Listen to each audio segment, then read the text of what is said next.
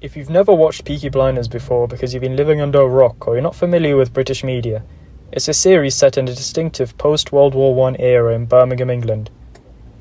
Led by the star Cillian Murphy, who plays the main character Thomas Shelby, the series does a really good job into immersing you into post-war Britain. The design and costumes did a great job of dragging you inside the story. Now I'm going to be honest, the first time I watched this show, when I was around 12, maybe 13, I did not understand a single thing anyone was saying, and it was because of the accents. And I'm fucking British, by the way. Yeah, thanks, Jürgen. Just your thoughts on how Villa lined up today, how Villa played. I'm the opposition reporter. Just your take on Villa today for me, please. Sorry, what? So when I did revisit the show a few years later, this time with a more mature brain and subtitles on, I was blown away by the quality of the show, as it was almost the perfect first season. Almost. But before we get into that... Yeah, spoiler alert. Alright, let me do a really quick summary of Season 1 so that we're all on the same page here. The Shelby family, led by Thomas, is known for his criminal activities operating as a gang named the Peaky Blinders. The Shelby family comes into possession of a large shipment of stolen guns, highly sought after by pretty much everybody. This causes Winston Churchill to send Inspector Campbell to find those guns so they don't fall into the wrong hands of the communists and members of the IRA. Tommy plans to make the most of these guns that have fallen into his lap by using it to his advantage. As Inspector Campbell and Tommy go back and forth, Tommy also has to deal with the Lee boys, interest from the IRA for those guns, his communist ex-best friend fucking his sister, and he plans to betray the Billy Boys, who are head of the racist organisation, of which he made a deal with earlier this season. Tommy ultimately loses these guns to Inspector Campbell, who uses Grace, disguised as a barmaid, to extract key information from Thomas and Arthur. Thomas defeats the Billy Boys and the IRA, makes peace with his communist friend and the Lees. There's a lot of sex, smoking, drinking, and some more smoking, but the show's main premise was Tommy Shelby manoeuvring himself past multiple enemies with either peace or violence, and it was mainly violence, in order to grow the Shelby company. Now the show's episodes 1 to 5 are pretty much as perfect as you can get. The show immediately introduces us to Tommy, and we immediately know this character is the fucking alpha male. The show shoves it down our throats. Hey yo, that was crazy. Hey, yo, that was crazy. That he's well respected by the people, but only because he's feared by everyone. This is shown by the literal first scene of the entire season. Thomas fucks pretty much who he wants. He's witty, he's always on his toes, and plays off villains off the show remarkably well. I especially like the scene with him and Billy Kimber. He knows Billy Kimber's a cocky prick, and he allows Billy to talk down on himself and publicly humiliate him in order to fool Billy into making a deal with him. He actually reminds me of this guy. I'm the fucking boss, okay? Right, end of parley. You fixed the race without my permission. You fucking gypsy scum. That's your level. I am Billy Kimber. I run the races. I am the king. I will punish you. Any man who must say, I am the king, is no true king. Now this show goes deep into the effects of World War I and how it impacted the main characters in the story, which I liked. Not only with Danny and his PTSD shell shock episodes, but also with the main character Tommy, as we see that he lacks sleep and smokes opium to help deal with his trauma. I thought this was powerful as it added an extra layer to Tommy, showing his vulnerabilities, making him a lot more relatable to the audience. The plot and writing of the show I thought was incredible. We obviously had the main plot of Thomas Shelby and the Inspector Campbell going head to head against each other, but what really separates this show from the rest was the enticing and hooking subplots they were running behind the scenes. The subplots with the Lee family, the IRA and the communists are all resolved in a satisfying manner using Tommy's wit and violence. I'll get onto the Billy Boys later, but there's some great foreshadowing as well. For example, the play Grace watches with Campbell shows the female actress killing the male actor, which transpires to Grace shooting Campbell at the end of Season 1 with the same gun that Campbell gave her in the beginning of the season. She was heavily foreshadowed to using this gun at some point, almost using it at multiple occasions until she finally used it at Campbell. The show does a great job of creating tension when we are confronted with a villain, which always puts you at the edge of your seat, which entices you to keep watching as the villains show a lot of promise. The show continues to create these seeds that don't always grow into the villain you expect them to be, as they're sometimes killed off quickly or fail to be as cunning as they first appear, but they do a great job of building those first steps. I mean, look at some of these scenes, you can just cut the tension with a knife. This is not only because of the great dialogue between Thomas and his enemy, but also the spectacular filming and special effects, especially with the lighting. In regards of the music and cinematography, for the most part it does a great job at not only adding suspense, but also intrigue and fascination. I especially like the fight scene in episode 5 where they included Tommy's psychological trauma into it as well. The show also does a great job at establishing strong female characters. I mean, Polly is a fan favourite for good reason. Helen McCrory absolutely smashes it in every scene she's in, perfectly portraying a badass independent woman when she needs to be, while also balancing a sensitive motherly figure to the younger members of the family. Her nurturing nature and protective instincts make her a relatable and likeable character. She's sharp and intelligent, and one of the few characters that can actually match up with Tommy.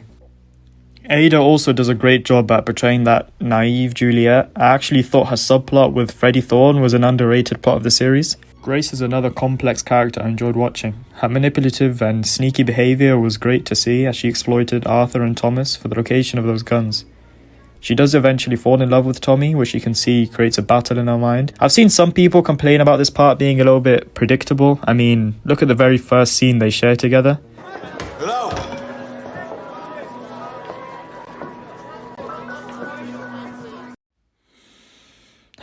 Yep, they're gonna fuck. I think things moved a little too fast and the typical operative falling in love with her target was a bit boring, but overall I think they did a decent enough job at it, so it didn't bother me too much. If I could describe Arthur's story arc in season 1 in one word, it would be a 4-letter word that rhymes with ditch. In all seriousness though, Arthur's shown to be one of the deeper characters on the show. On the outside he's a tough, scary gangster, but as we get to know his character more, we see he's mainly sidelined by his brother, which causes him to feel undermined. This causes him to make rash decisions that almost always lead to his detriment, and it's interesting to see him battle with his mental health, which develops more in later seasons. As for John, he's also mainly sidelined for the most of the season. I would have liked to see more of his character, but his screen time increases in later seasons, so it's not that big of a deal. By the way, this is one of my favourite scenes in season 1. Here she is. She better be under 50. Come here. And harmony. And togetherness, which is sanctioned and honoured by the presence and the power of these two families around us. Do you? Okay, Inspector Campbell. Now this character is where some of the problems start to arise. When we are first introduced to Campbell, the show gives us a lot of promise for the character. We see him as a ruthless character who not only wants to retrieve the guns, but also rid the city of the scummy criminals by being just as rough and vicious as they are. His opening speech in the beginning of the season shows this. It also added a complexity of morality for the viewer. Who are we to root for since the Peaky Blinders are the bad guys and Officer Campbell is the good guy? And yet we want Thomas to succeed. Similar to shows like Breaking Bad or The Sopranos, where essentially we are rooting for the bad guys. This unfortunately falls on its head when they make Officer Campbell the creepy pedo guy. They make him the aggressive whore abuser. They make him to be an untrustworthy liar and the coward who didn't fight in France during World War I. And they bring this up a lot. And all these qualities made him more and more unlikable, which just made it much easier to side with Tommy. Talking about his love for Grace, I thought it sort of came out of left field. Yes, they hinted about it with the creepy touching, but they also gave the vibe that he was her father figure as well. His proposal to her was a tough watch, to be honest. We're shared values. Grace, will you marry me?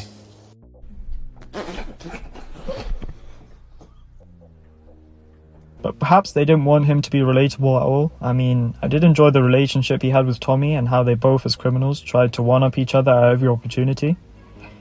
I just thought the unlikable reasons to hate Campbell were a bit cheap. Now let's address the elephant in the room. The plot threads were all tied up nicely, but the big disappointment of the whole season was a standoff between Billy Kimber and Tommy Shelby.